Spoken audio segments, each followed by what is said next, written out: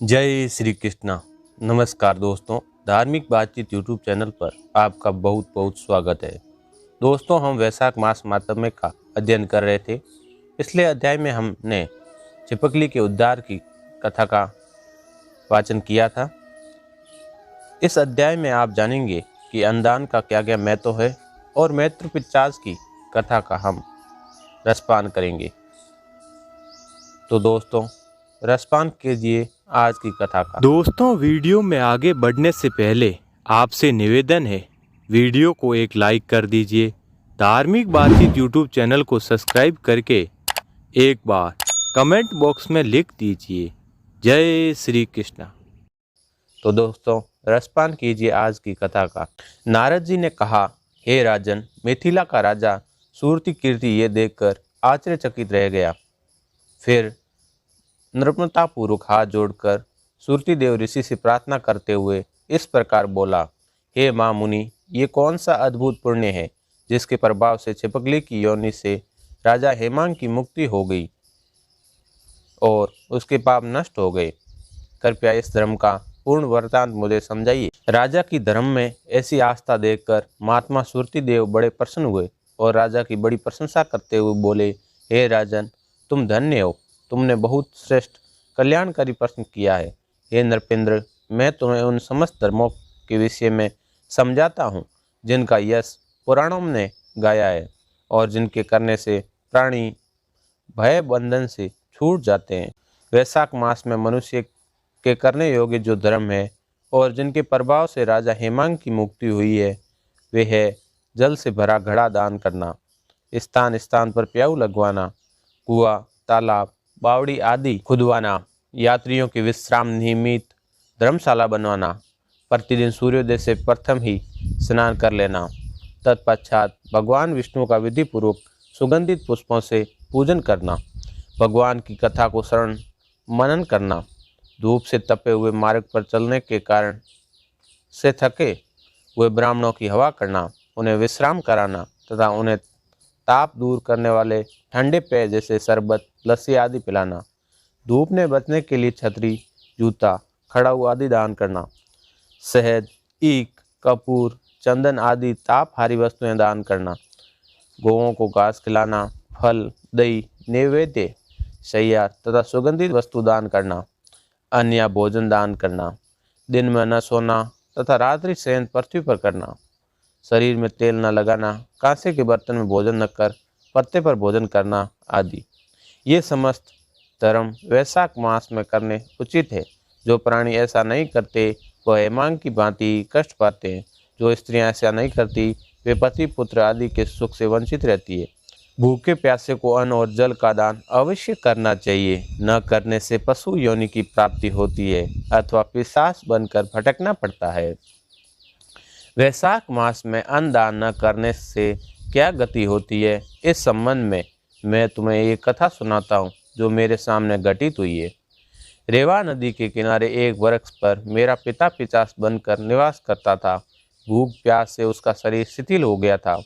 धूप ताप से व्याकुल छायाहीन श्यामल के वृक्ष के नीचे बैठा वह अत्यंत दुख को प्राप्त हुआ। कुआं, तालाब आदि के शीतल जल को वह पापी अपने कर्मों के कारण विष समझकर पान नहीं करता था। भूख के कारण वह अपना ही मांस खा गया, जिसके कंठ रुध गया और बड़ी पीड़ा हुई। इस प्रकार वह अत्यंत कष्ट को प्राप्त करता हुआ वहाँ रह करता था। संयोग वंश में गंगा स्नान को गया था। मार्ग में रेवा नदी के तट से निकला तो वही सैमल का वृक्ष भी पड़ा। तब मैंने उसके नीचे भूख प्यास की पीड़ा से चिल्लाते हुए उस पिशाच को देखा, जो अपना मांस स्वयं ही भक्षण कर रहा था। मुझे आता देख वह अपनी क्षुधा शांत करने के लिए वह पिशाच मेरी ओर दौड़ा, किंतु मेरे तेज से व्याकुल होकर पीछे हट गया और अत्यंत कंपित और भयातुर हो सा उसी वृक्ष की जड़ पर जा बैठा। तब उसे देखकर मुझे बड़ी दया उत्पन्न हुई। मैंने कहा, हे पिशाच, डरो मत। तुम कौन हो, कहाँ से हो? तुम यदि सही सही सारा हाल मुझे बता दोगे तो मैं तुम्हें नीचे ही इस पिशाच योनि से मुक्त कर दूंगा। मेरे इन वचनों को सुनकर उसे ढांसस बंधा, परंतु वह ये नहीं जान सका कि मैं उसी का पुत्र हूँ। वह बोला, मैं आनंद देश के भूराख्य नामक नगर में संस्कृति गोत्र में उत्पन्न हुआ था। मेरा नाम मैत्र था। मैं तप, दान, विद्या और यज्ञादि के प्रति बहुत निष्ठा रखता था। मैंने बड़ी श्रद्धा से विद्या को ग्रहण किया और धर्म को महत्वपूर्ण जानकर समस्त तीर्थों में जाकर श्रद्धापूर्वक स्नान किया। हे अंगे, मैं लोभी था, अतः लोभ के वंशीभूत होकर मैंने पुनीत वैशाख मास में अन्न दान नहीं किया। इस कारण मुझे पिशाच की योनि प्राप्त हुई है। मेरा पुत्र सूर्ति देव बड़ा यशस्वी है। यदि तुम उसे जाकर मेरी दुर्दशा को कह दोगे तो वह निश्चय ही मेरे लिए कोई उपाय करेगा। उससे मेरा सारा हाल जैसा कि तुम देख रहे हो जाकर कह देना, और साथ ही ये संदेश भी कह देना कि वह मुझे इस पिशाच योनि से छुड़ाने के लिए वैशाख मास में प्रातः स्नान करके भगवान विष्णु का पूजन किया करें। फिर मेरे निमित्त तर्पण करके किसी ब्राह्मण को अन्न दान भी करें। उसके ऐसा करने से मेरा पाप नष्ट हो जाएगा और मैं इस पिशाच योनि से मुक्त होकर विष्णु पद को प्राप्त कर सकूंगा। अपने पिता के इन वचनों को सुनकर मैं उनके चरणों में गिरकर रोने लगा।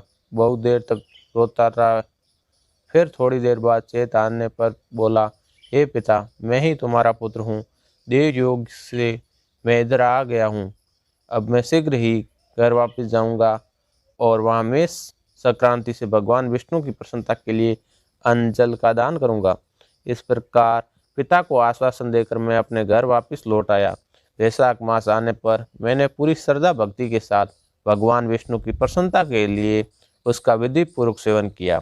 भगवान को प्रसन्न करने के लिए स्नान तथा अन्न दान भी किया। तब भगवान की कृपा से मेरे पिता उस पिशाच योनि से मुक्त हो गए। मेरे द्वारा वैशाख मास का सेवन करने से ही वे उस नराधम योनि को त्याग कर दिव्य योनि को प्राप्त हुए। दिव्य वस्त्रों और अलंकारों को धारण कर वे दिव्य विमान पर चढ़कर भगवान विष्णु के उस दिव्य लोक को गए, जहाँ जाकर प्राणी दिव्य हो जाता है। उन्होंने मुझे असंख्य आशीर्वाद दिए। हे राजन, मैंने तुमको समस्त दानों में श्रेष्ठ अन्न दान का महत्व बता दिया। अब यदि तुम कुछ और पूछना चाहो तो उससे भी प्रसन्नतापूर्वक पूछ सकते हो। तो दोस्तों, ये था आज का अध्याय। आपको आज का अध्याय कैसा लगा हमें कमेंट बॉक्स में कमेंट करके ज़रूर बताना। अगर वीडियो आपको अच्छा लगा तो वीडियो को एक लाइक कर दीजिए।